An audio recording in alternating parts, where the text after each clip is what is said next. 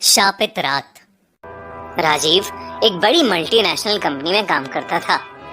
कभी कभी उसके ऑफिस से घर आते आते अंधेरा हो जाता था। राजीव को अक्सर ऑफिस से उसकी कैब घर के बाहर वाली रोड पर ड्रॉप कर देती थी। एक दिन राजीव को घर आते आते रात के 1 बज गए थे।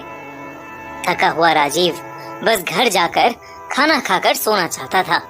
घर के रास्ते पर चलते हुए राजीव को सामने से कुछ लोगों की भीड़ आती दिखाई दी। वो सड़क ज्यादातर सुनसान ही रहती थी। राजीव ने ध्यान से देखा तो उन सभी लोगों ने सफेद कपड़े पहने थे। उनमें से सबसे आगे चल रहे 2 आदमियों के सर पर लाल रंग लगा हुआ था। उस भीड़ में चल रहे कुछ लोगों ने एक पालकी उठाई हुई थी और सब बार बार मुड़कर उस पालकी को देखकर अपने हाथ जोड़ रहे थे और एक अजीब सी धुन में कुछ गा रहे थे। राजीव को ये बात बहुत ही ज्यादा अजीब लगी।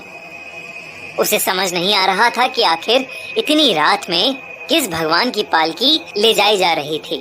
राजीव उस भीड़ को इग्नोर करके अपने घर के रास्ते पर चलने लगा।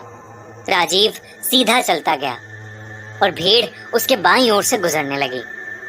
जैसे ही राजीव को लगा कि उसने भीड़ को पीछे छोड़ दिया है, वैसे ही उसके कंधे पर किसी ने हाथ रखा। राजीव अचानक से पीछे मुड़ा और उसने देखा कि भीड़ के सबसे आगे चल रहे एक आदमी ने उसे रोका था।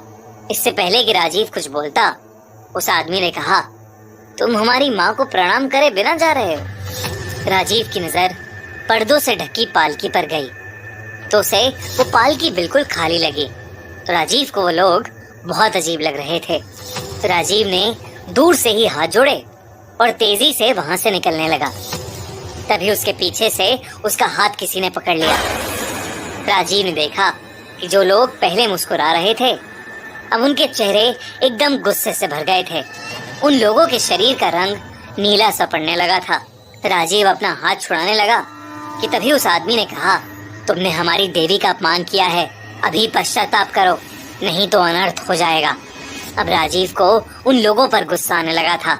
उसे लगा कि भीड़ में वो लोग चोर चक्के होंगे जो रात में चलते फिरते लोगों को देवी का डर दिखाकर लूटते होंगे।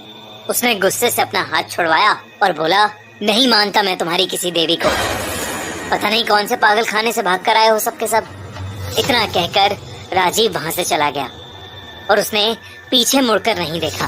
दरअसल राजीव बचपन से ही अंधविश्वास से दूर रहा था। वो इस हद तक इन सब बातों से दूर हो गया था कि उसने भगवान में भी मानना बंद कर दिया था। राजीव अपनी चाबी से दरवाजा खोलकर घर के अंदर आया तो उसने देखा कि उसकी वाइफ श्रुति सो चुकी थी। वो उसे उठाना नहीं चाहता था, इसलिए हाथ धोकर अपने लिए खुद ही खाना लेने किचन में चला गया। राजीव अभी भी उन लोगों पर गुस्से में बौखला रहा था और अपने दिमाग को शांत करने के लिए उसने एक ड्रिंक बनाने का सोचा। उसने विस्की की बोतल उठाई और फ्रिज के ऊपर रख दी। फिर वो फ्रीजर से बर्फ निकालने लगा। तभी उस फ्रिज पर एक रिफ्लेक्शन में दिखा कि उसके पीछे एक आदमी खड़ा है। वो वही भीड़ वाला आदमी था जिसके माथे पर लाल रंग लगा था। अचानक उसकी रिफ्लेक्शन देख राजीव घबरा गया और फ्रिज के ऊपर रखी बोतल फ्रिज से सीधा उसके पैर पर आकर गिरी। उस बोतल के टुकड़े टुकड़े हो गए और उस बोतल से निकला कांच उसके पैरों में घुस गया। राजीव बहुत जोर से चीखा और बोतल के टूटने से भी एक बहुत तेज आवाज हुई, पर श्रुति अपनी नींद से नहीं जगी। वो उठकर किचन में नहीं आई।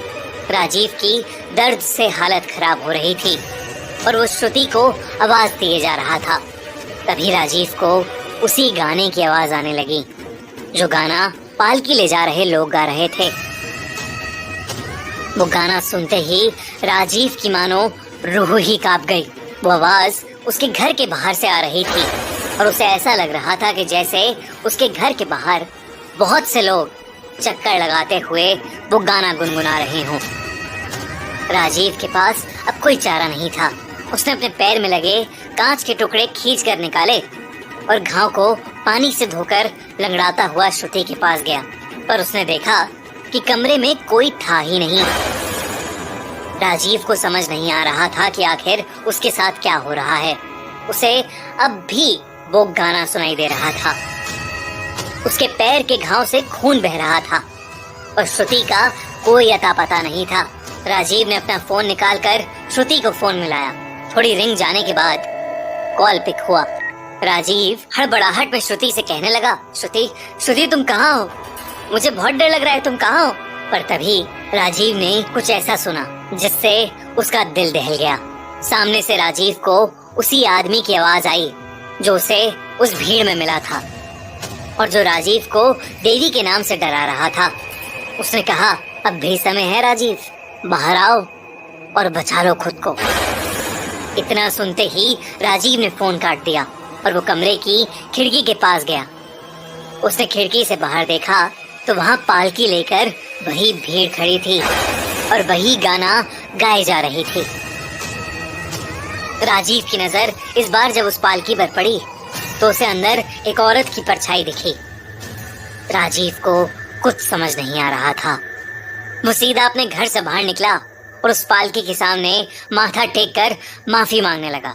उसने कहा, देवी माँ मुझे माफ कर दो, मुझसे बहुत बड़ी गलती हो गई है। इतना कहकर वो फूट फूट कर रोने लगा। कुछ देर बाद उसने देखा कि उसके आसपास एक अजीब सा सन्नाटा हो गया था। उसने अपना सर जमीन से उठाया तो देखा कि वो उसी रोड पर बैठा था जहाँ पर उसे वो पालकी पहली बार दिखी थी। उसने अपना फोन निकालकर टाइम देखा तो रात के 1:30 बज चुके थे। राजीव के पैरों में भी कोई चोट नहीं आई थी। राजीव जल्दी से अपने घर की तरफ भागा। जब वो घर पहुंचा तो श्रुति जगी हुई सोफे पर बैठकर टीवी देख रही थी। राजीव को कुछ समझ नहीं आ रहा था, लेकिन फिर भी श्रुति को देख उसकी जान में जान आई। जब उसने श्रुति को पूरी बात बताई तो श्रुति को लगा कि थकान की वजह से राजीव को वहम हो गया होगा। भले ही किसी ने राजीव की बात पर विश्वास न किया हो, पर राजीव तब से भगवान और हर तरह की सुपर नेचुरल चीजों पर विश्वास करने लगा।